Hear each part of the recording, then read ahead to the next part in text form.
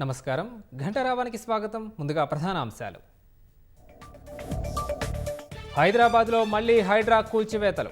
కూకట్పల్లి నల్ల చెరువులో ఆక్రమణల తొలగింపు.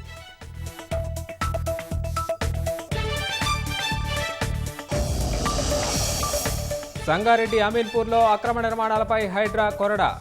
పటేల్గూడలో పలు విల్లాలు అపార్ట్మెంట్లు కూల్చివేత.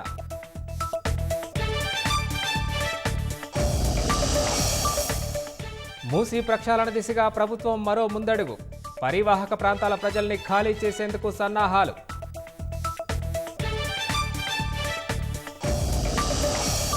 తెల్లవారుజామున రక్తమోడిన రాయలసీమ రహదారులు. వేర్వేరు జిల్లాల్లో జరిగిన ప్రమాదాల్లో 10 మంది దుర్మరణం.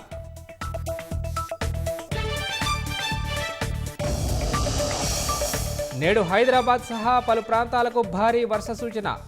జిల్లాలకు ఎల్లో హెచ్చరికలు జారీ చేసిన వాతావరణ శాఖ.